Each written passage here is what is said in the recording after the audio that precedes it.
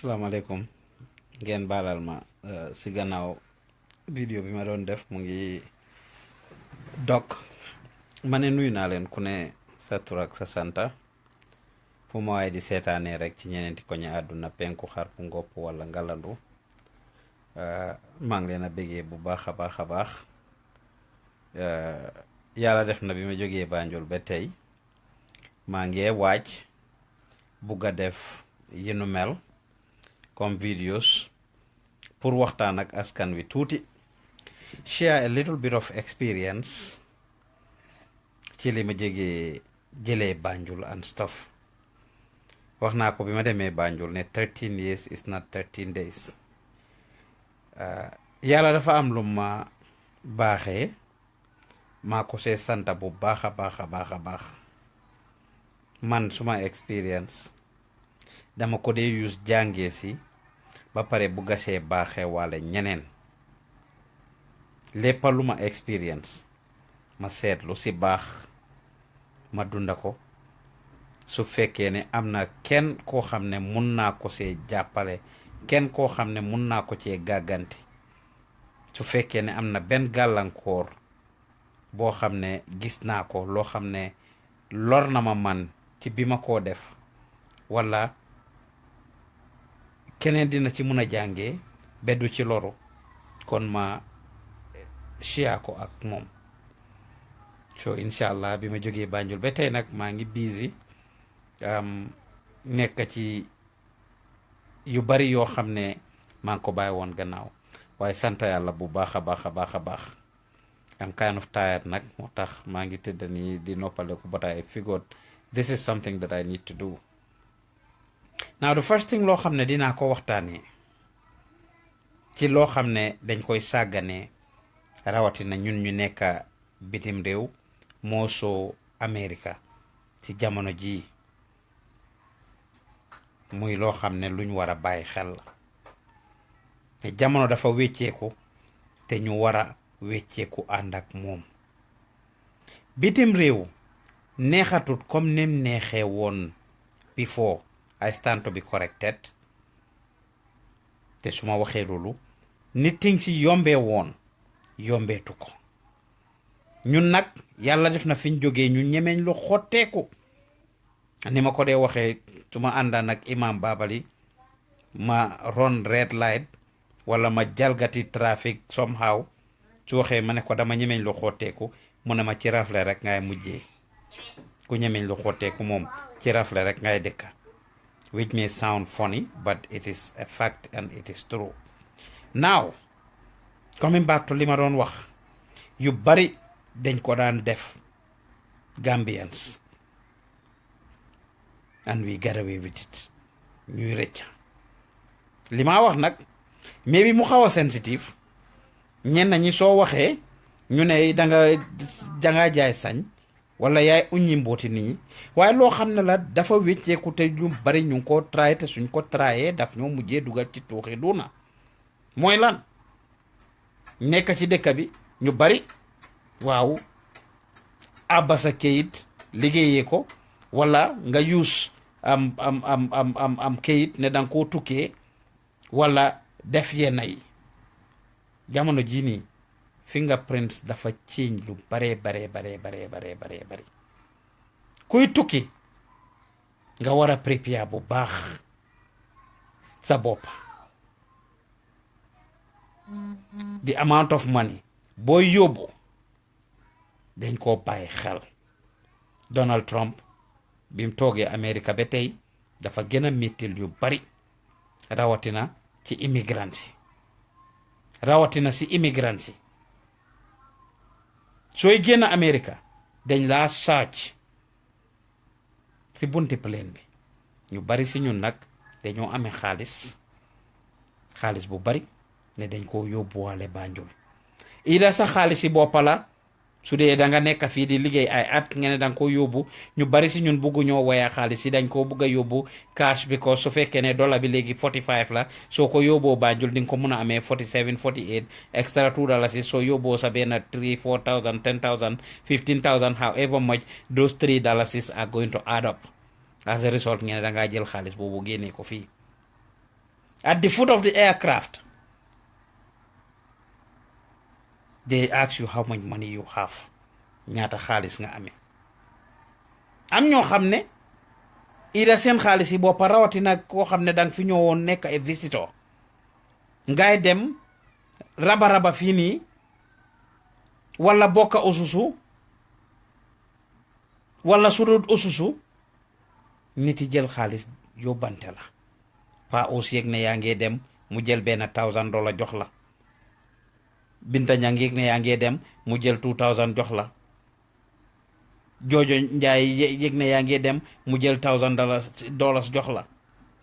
kele jox la 500 kele jox la 2,000 before you know it you are taking up to $15,000 to $20,000 with you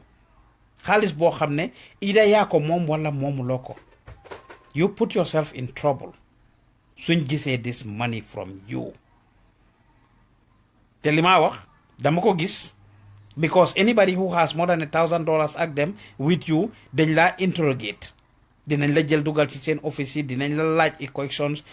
bugalaa dugal ci tuuxiduna ndax su fekkee ne da nga dem di ñëwaat yenn ñu jël xaalis bi sa loxo am na ma explainal stories ne kooku dafa yóbbu about $30,000 and it was in xaalisam yenn sax nit yi ñoo ko dénk ak yooyu noonu ñu jël xaalis bi nangu ko sa loxo soo yow su fekkee ne da ngaa bugg a defal nit yi favors yooyu noonu ñu jox la seen xaalis nga dem si airport bi ñu jël xaalis boobu sa loxo yi tamit lan ngaa lay seeni borom soo waxee yi tamit duñ la gom yow yaa ngi amoon éene bu rafet ne da ngaa jàppale seeni borom pour yóbbul leen xaalis ñu ñëw jël ko sa loxo immigration jël ko sa loxo lan ngaa layee seeni borom su fekkee ne sa xaalis si boppa lay tamit instead of nga jël xaalis bi nga yónnee ko Banjul ngeen ne da ngaa génn ak loolu noonu si airport bi nañ leen muus waaye ñoo xam ne dëkk bi léegi dañ muus those things don't exist anymore nim yombee woon yombee tut ko anti money laundering laws yi are so strict gars yi caaxaaneetuñ loolu terroristes yi ñu ngee def so many things si biir àdduna bi ba nga xam ne gars yi caaxaaneetuñ yooyu nga téye xaalis ne da nga ko génnee si dëkk bi ñu foog ne da ngaa dem finance a terrorist group gis nga nañ leen bàyyi suñ xel ndimbal nag na si fekkal loxol borom soo demee ne da ngaa jàppale nit ba nga far loru si yow yaa ngi créatal sa boppa te ñi nga doon jàppale ñu si bari duñ la understand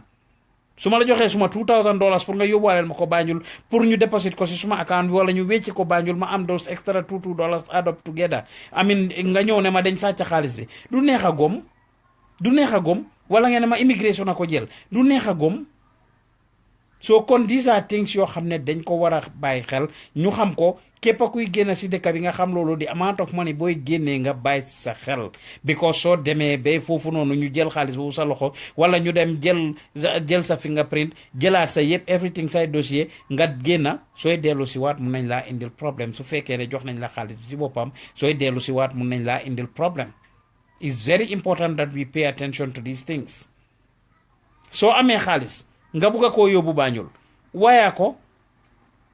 ko ñu bari nag dañ dee jéem a def suñoo waayaa tamit def loo xam ne dañ ko ooyee structuring xaalis su fekkee ne da nga ko amee te yow yaa ko liggéeyal sa boppa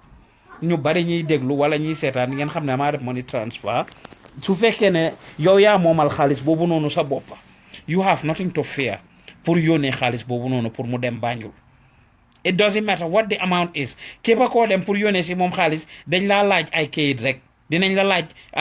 sa ID sa social security ak proof of income once you are able to establish loolu noonu yaa ngi baax amuloo looy ragal su fekkee ne xaalis bi yaa ko moom where it becomes a problem nag mooy su fekkee ne yow you are not able to establish ne xaalis boobu noonu yaa ko moom then it becomes an issue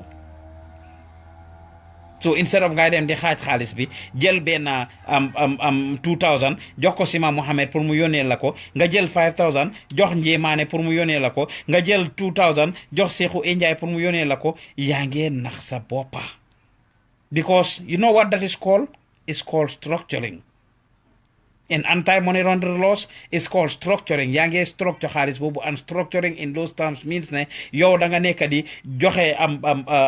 dugal bopparoo ci làmmiñ yaa ngi jéem a evade pour provide information or cooperate with loi dëkk bi li mu wax moo tax loolu ngay ji ma daw nga foog ne ok jëlee xaalis bi nga jox ñooñu yëpp ñu yónneel la ko then at the end of the day Njang Kante am pour receive loolu noonu in Gambia benn receiver bi yéen ñetti nit ngeen yónnee xaalis Banjul benn receiver jël xaalis boobu noonu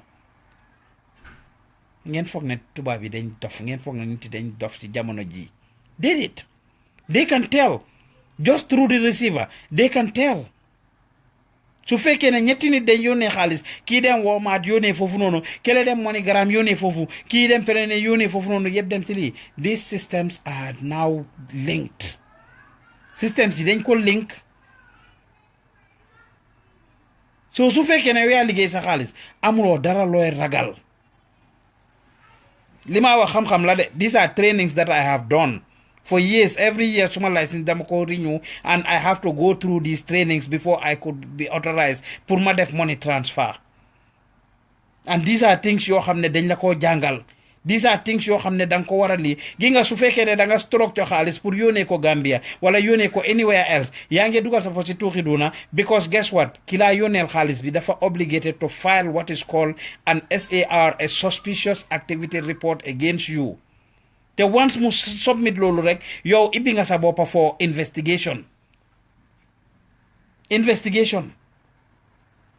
suñ file suspicious activity report against you mun naa tax ñu toppala Uncle Sam kenn du defanteeg moom de Uncle Sam kenn du defanteeg moom su la toppee rek gis ñun foreigners yi ñun ñëpp xam nañ loolu Uncle Sam su lay toppa di gis kon bul jox Uncle Sam wala government bi wala I mean anybody any room pour ñu war a mun a dugga si sa affaire di ko kis-kisi so ñun nag dañ lay foog ne dañoo jaay gaaw noonu dañ foog ne dañoo jaay gaaw te fekk ñu ngi dugal suñ boppa the worst thing that anybody can have in this country especially America mooy a criminal record anywhere from domestic violence nekk di xuloo yak xeex te suñ biir xol kër yi jaay tànga xol diggante jëkkër ak jabar xuloo yak xeex ba police yi jot ci ba yóbbu ci kenn police domestic violence su àggee ci police yi jeex na takk you make life difficult and hard for yourself fraud related activities suñ la ci jàppee yaa ngi dugal sa bopp ci tuuxi duuna ID theft te foofu li ma doon wax ci gannaaw abba kayiti jàmbur foofu lam ñëwee abba kayiti jàmbur foofu lam ñëwee liggéey kayiti jàmbur foofu lam ñëwee if we do it si jamono ji suñ demee ba xam ko ba jàppala si tamit mooy loolu dangaa lor sa boppa lor boromam I know ne it is hard nag obviously soo ñëwee nekk ci réew mi fii nii you want to survive you want to do things but it's getting very crazy right now suñ la si jàppee ñaan yàlla rek mooy defen bi before num yombee woon léegi yombeetut ko léegi yombatu ko ñu bari dañ daan ñëw rek mun a am opportunity am na ku ma waxal si gannaaw ma ne moo ñëw fii nii moom dafa dem am security office rek fill out form bi duñ la laaj benn question dangaa fill out rek ñu jël lifin la ne la ok dañ la ko send on this day ak lii nii nga toog within a week ñu send la social security nga dem DMV uti ID jeex na tag nga dem uti liggéey that's it bokka nga yaa ngi si système bi those things don't exist anymore they don't ñun nag luñ te garaax ci xànjar soo waxee ju ne yaa ko expose but that's the reality left and right dañoo toog rek ñun ñëpp ñu gangop suñ dooree dara xamuñ ci bu ci em ñëpp benn jubluwaay bi moo tax nga toog dégga ñu ne ok Gambian si léegi ñëpp benn place dañoo dem waaw Detroit kat dañoo joxe ID ku amut kay soo demee Detroit ñu jox la nit jógee fu nekk ñi jógee New York kii jógee Atlanta kii jógee Seattle kii jógee fële ñëpp dem jublu ji Detroit before 1 or 2 months or 3 months waa Detroit nanda ne ñii kat dañ fee ñëw pour ci ID ñu change luwaay foofu wécci ko block foofu the next minute ñu ne Seattle xew ñëpp paak seeni bagage ñëw Seattle képp ko amut kay foo munti nekk ngeen ne Seattle soo demee dañ laa jox ID I'm telling you, sometimes reporting to some of these places, DMV ki ñu ngi wécci loi te li ma ko wax bu yàggut ni képp kuy ñëw Seattle lately a lot of people have been coming to Seattle with ID I can guarantee you ne la Seattle léegi bunta boobu tëju na yàqu na kan moo ko yàq ñun because we abuse it lépp luñ dugga dañ koo abuse xamuñ ci bu ci em and we don't do it the right way too. di nga gis ku jël këram yow kenn nga jël 5 nit 6 nit 7 nit yëpp ñu use benn kër boobu noonu benn adresse bi ne dañoo dem uti ID ñu dem DMV dañ foog ne DMV dañ stupid. soo amee sa 2 bedroom apartment 4 people war faa dëkka di max nga am 7 to 10 people ñëpp ñëw claim adresse boobu ne foofu lañ dëkka ñëw uti foofu ID in 1 year time. Does it make sense? su yàggee nga dugal sa boppa si problème because not only will they put ñu si problème yow sa boppa ñu foog ne dangaa use sa adresse bi pour jaay ID bi wala dangaa nekk ci business ak whatsoever su fekkee nag nga am njaboot nga ñëw loraale sa boppa. dëkk bi dafa wécceeku de yu bari yuñ daan def di get away with it. Trust me right now we need to quit those things. We need to quit those things. ku ko quit it tamit nga nekk in denial foog ne you can do it yaa ngeen nax sa boppa. yaa ngeen nax sa boppa. yaa ngeen nax sa boppa. abal lay si ni jàmbur di ko dawalee moto si mbedda mi ñu ngi koo def benn tey képp ku nekk si ñun America ñun laay gën a waxal wala Europe try nga seet what you can do pour regularize sa status. pour regularize sa status di nga gis waaye mu ñëw di liggéeyee kayiti jàmbur nekk si ba am place si liggéeykaay boobu noonu at the end of the day mu am place foofu noonu ñoo am kayiti boppam because of place bu baax bi mu am ci liggéeykaay bi mu bañ ne du bàyyi liggéey boobu. waaye soo koo def bés buñ ko xamee nga dugal sa boppa soo ko liggéeyee ba nga am sa kayiti boppa nga bàyyi dem goto start to build it up. liggéey bi nga am noonu yow yaa ko liggéey yow yaa korti ba àgga foofu ba am maxaama boobu soo startate from scratch di nga gaaw a àgga foofu noonu. waaye soo ko continuer ci tuuxi duna nga mujjee buñ foog ne tubaab yi dañ dof de. léegi nii nag technologie dafa yombal yu bari. technologie dafa yombal yu baree bari yu bari. kon su ñoo yónnee xaalis wala ñuy tukki ñu bañ a def yenn yi. xaalis bu bari soo ko amee jéem koo waaya foog ne dangaa yóbbu physical cash bi su rombee $2,000 rek yaa ngi dugal sa boppa si problème. nga dem ci plane bi ñu laaj la ndax yaa ngi amee xaalis boobu noonu nga génne ko ñu ñëw indil la problème. te soo demee ba commencé defi am njaboot nag danga war a bàyyi sa xel li nga def ak li nga du def. neexut a wax nag comme affect directly doo ko bëgg a dégga. ku nekk si ñun am nga sa story boppa ci fi nga jaar America wala Europe ba nga am li nga am. ku nekk si ñun am na fi nga jaar Europe o America ba nga am li nga am lu ndaw li la yàlla may. waaye breaking the laws yàlla du si jàppale dara. fan yii nii ku seetaan si suma page bi dañ gis booy boobu ma doon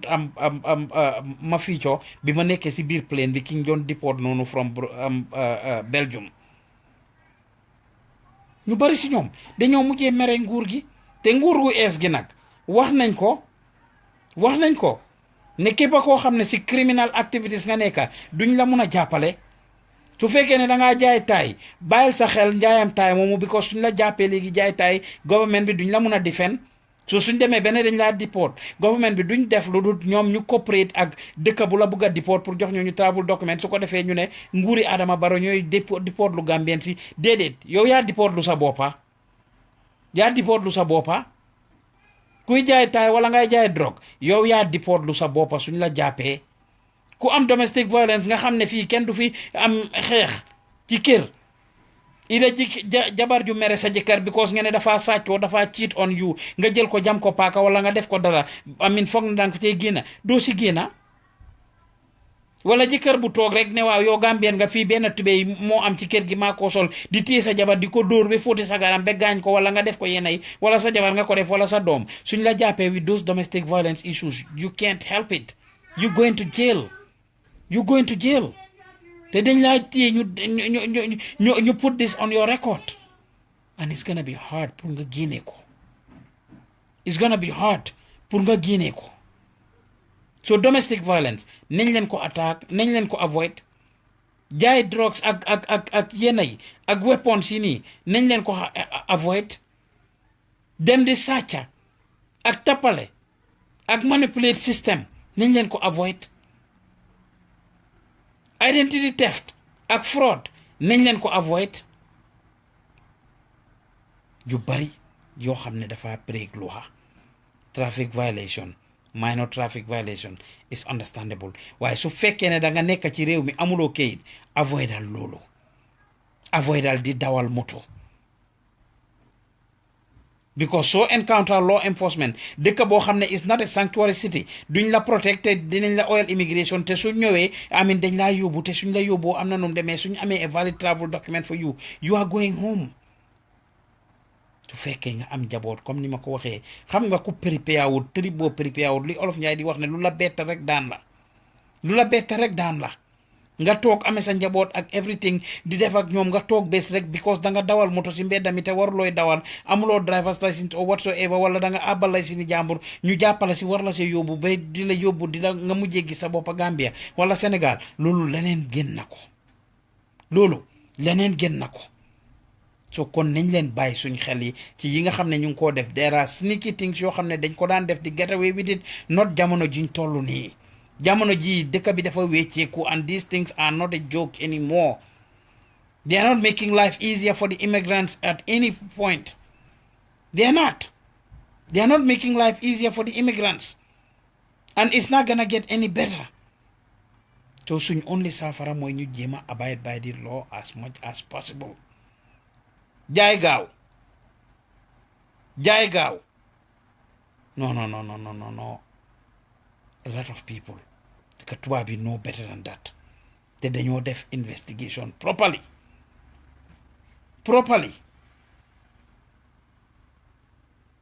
kon nañ leen bàyyi suñ xel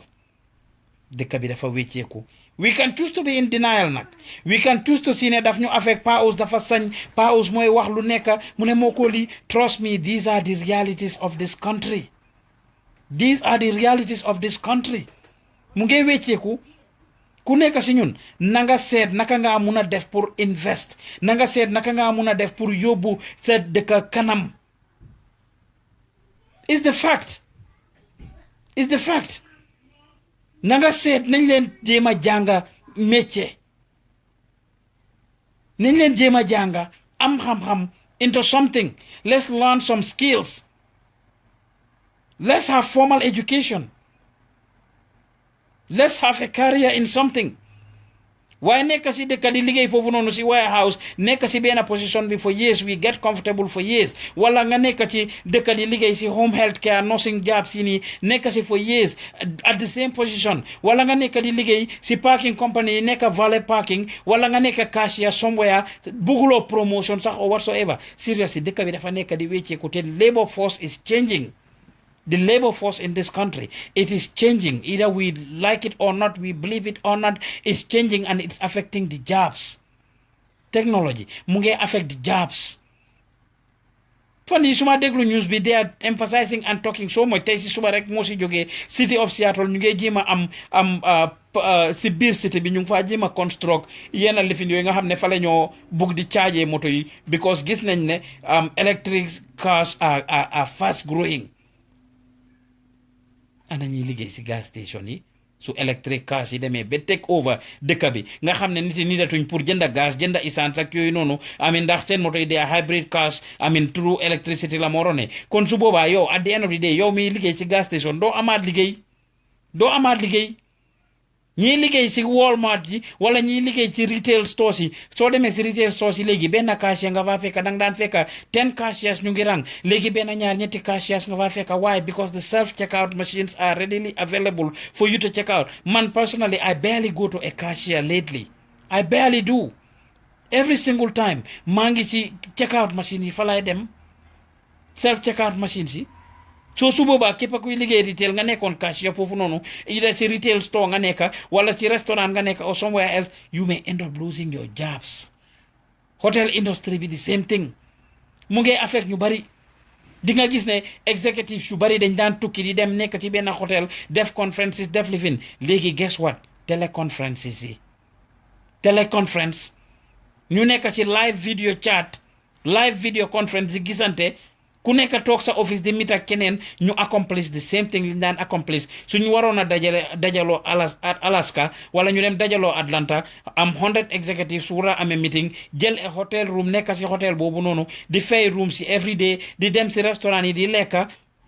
ñu toog léegi mun a toog ku nekk si ñun nga nekk sa biir office nga amee sa computer foofu noonu nga maa gis maa laa gis ngay bindal li ñoo wax ñu wax li ñoo wax yëpp accomplish ko si saa si su boobaa hotel bi ñu daan stay in Atlanta suñ demaan Atlanta stay si hotel léegi duñ demaat Atlanta ana ñuy liggéey hotel su fekkoon ne housekeeper nga dañoo cut sa hours yi su fekkoon ne front desk clerk nga dañoo cut sa hours yi whatever you were doing at the hotel because maintenance ak whatsoever yëpp nidatuñ la that much because the executives are not coming.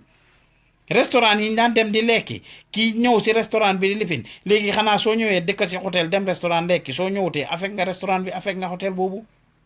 soo kon nañ leen jéem a am career jobs instead of being in this labor force nekk di def I mean the easy jobs the easy rights ku nekk si ñun dëkk yu nekk ñaareel the easy right is what we want to settle with easy right su ma ñëwee si dëkk ñi ma fa fekka ñëpp benn liggéey bi dañoo def just because ki njëkk si dëkk boobu gas station la liggéey man su ma demee gas station laa war a liggéey man keneen ku ñëw after man gas station nga war a liggéey déedéet soo challenge sa bopp di def something sax dem into other fields we look at you like ku crazy wala moom dafa beddeeku boppam lu ñu ñëpp di def mu ne moom du def loolu wala lii du li no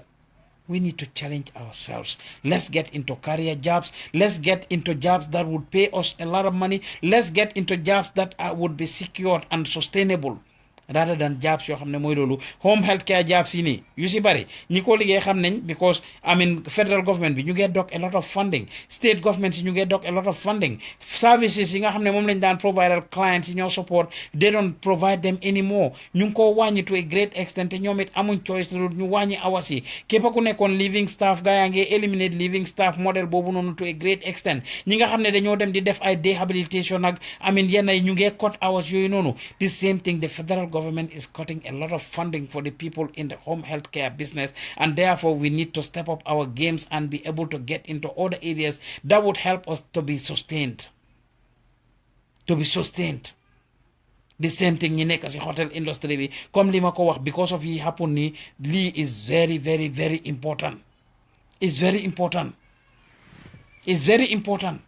So nañ leen bàyyi suñ xel to some of these things about some of these things. dañ jógee ci dëkk bi ñëw pour góorgóorlu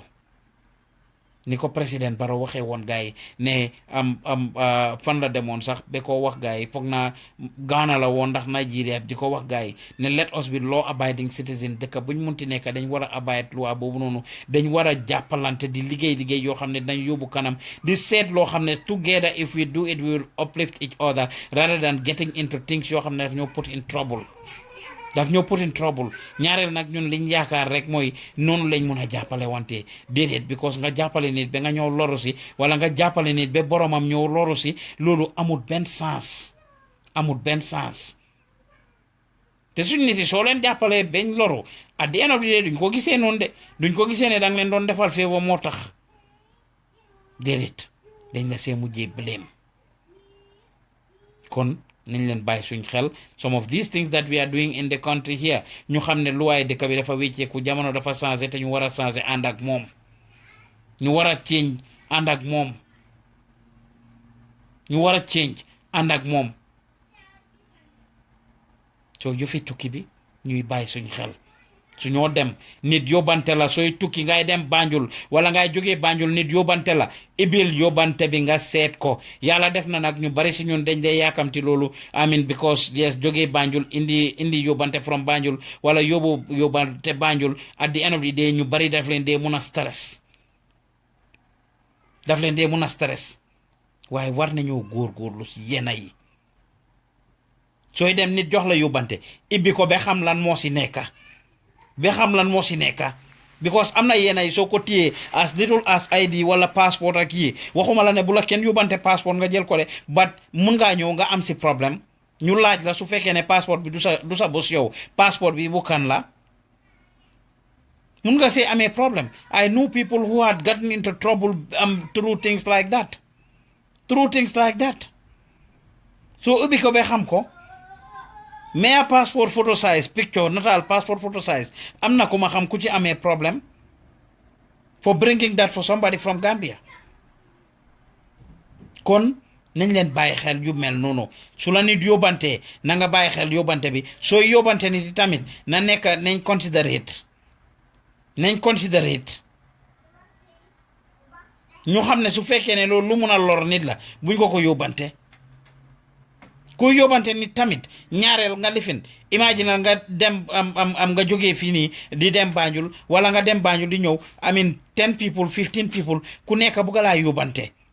ay waay rawatina suñ sisters yi nag seen yére yi rek benn borode rek suñ la ko yóbbantee 5 pounds la 5 pounds su fekkee ne yow 40 pounds lañ la may pour benn bag ñu may la ñaari bag loolu ñaata la a total of 80 pounds loolu lañ la may léegi yow soo amee benn borode 5 pounds am benn cuubi ganila 3 pounds am beneen dollar 1.5 pounds ak yooyu kenn nit yóbbante la loolu kooku jël na 10 pounds already so su la 5 people yóbbante rek at the end of the day mooy loolu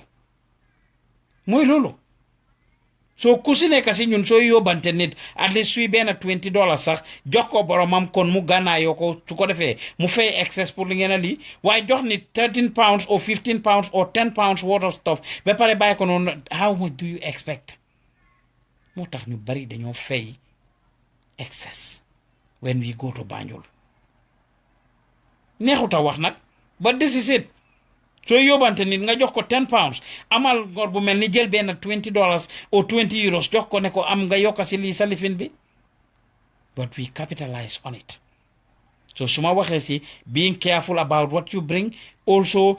soo demee ba koy indi tamit ñeneen ñi dañoo end up di complain te man yooyu laa dul mun a stand su ma la munta defal dara munuma la koo defal dama la outright ne la lii duma ko mun moo gën nga def ko ba pare ñëw at the end of the day ngay kebetu suñ nit nag loolu dafa bari suñ biir de mel ni dañ la forcer pour nga def ko nit yóbbante la dara nga jël yóbbante bi ba pare waa indil nga dorob ko nga jël yóbbante bi ba pare boromam dem nga nekk si gannaawam di ko caxatee kii moo ñàkk xel kii moo lii kii moo lële dem spenta benn lifin pour fay an extra excess luggage nga fay an excess luggage di yóbbul nit yóbbante ba pare di kebetu it's not okay. It's not.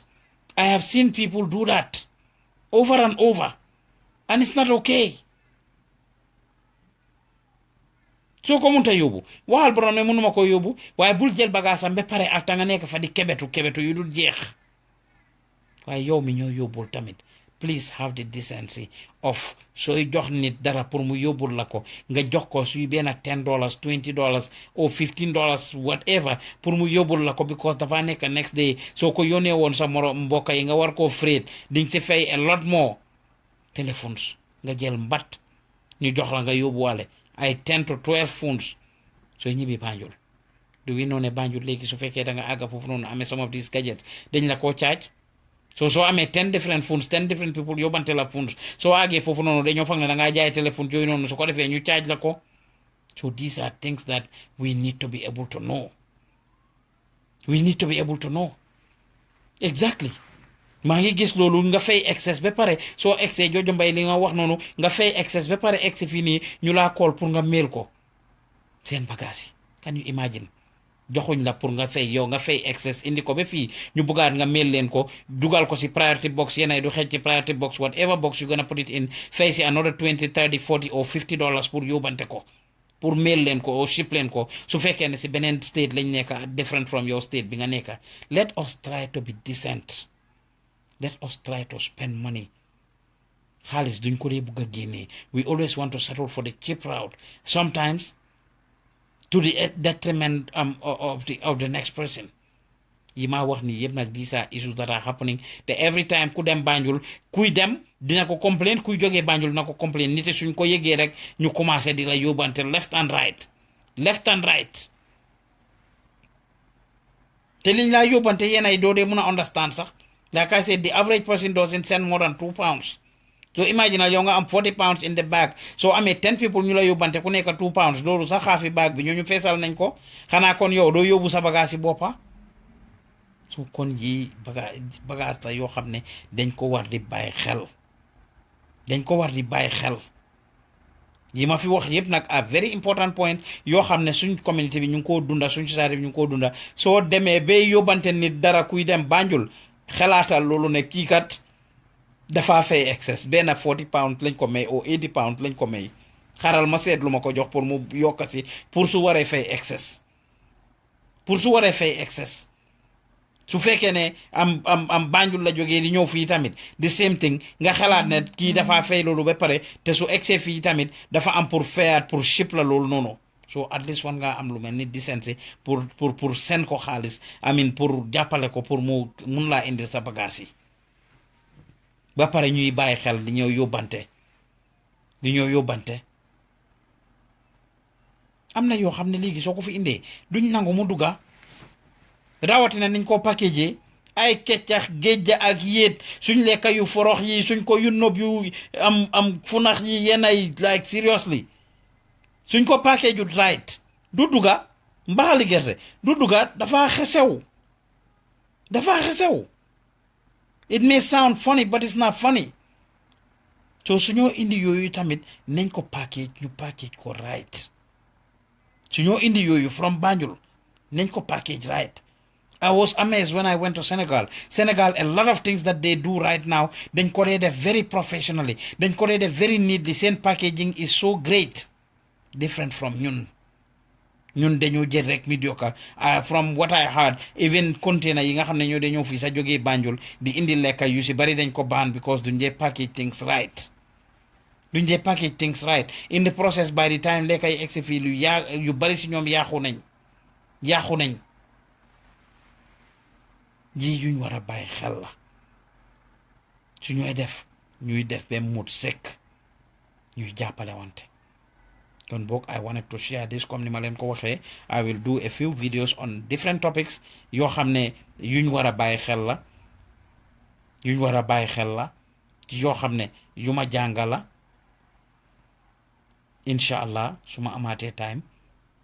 ci fan yi dinaa ñëwaat ma share 1 or 2 other things. Why the purpose of this video was to remind us képp ku see tukki nga xam ne kat doo mën a dugg ci biir plane boobu noonu te laajuñ la su dee international nga dem dinañ la laaj for the most part ñaata xaalis nga amee soo di yóbbuwaale xaalis yu bari si biir plane yi nañ ko bàyyi xel because mun na laa dugal li nga amee su rombee $1,000 nga wax ko gaay ne $1,000 nga amee or more than $1,000 dañ laa put through some other investigations and extra screening te mun ngaa dugal sa boppa ci tuuxi du na soo loolu luñ war a bàyyi xel la ci affaire yi xaalis yooyu and stuff pour yóbbu xaalis wala yóbbu yeneen yóbbante yoo xam ne mun na laa dugal si problème ëllëg please nañ ko avoid képp ku yóbbante na nga bàyyi xel nga yóbbante boromam lu light kon boog maa ngi leen a bëggee bu baax a baax ci seetaan bi nga xam ne yéen a ma ko doon seetaan di toppa dama ne ma fàttali suma boppa fàttali waa leen rek some of these things yoo xam ne yu ñoo def la te it's very risky rawat na jamono ji nekk nga xam ne technology has affected and screwed everything kon maa ngi leen a bëggee di leen gërëm di leen santa ñu bàyyi xel waxtaan bi kàddu gi nag képp ku si gis sa boppa rek maa ngi laa jégalu bu baax a baax képp koo xam ne lépp loo xam ne wax naa ko te kontaanu loo si lépp loo xam ne wax naa ko te daf la merloo wala loo xam ne dama ko wax nga gis sa boppa am not referring to any single person experiences la rek based on experiences yi ma am man experiences yi ma gis nit ñi am ak yi ñu ma nettaleel ne yooyu ñoo am loolu lay share ni with us pour ñu jàngee si and become better people at the end of the day so kon maa ngi leen a bëggee yéen ñëpp di leen gërëm di leen sant incha allah jërë ngeen jëf waaye ba beneen jamono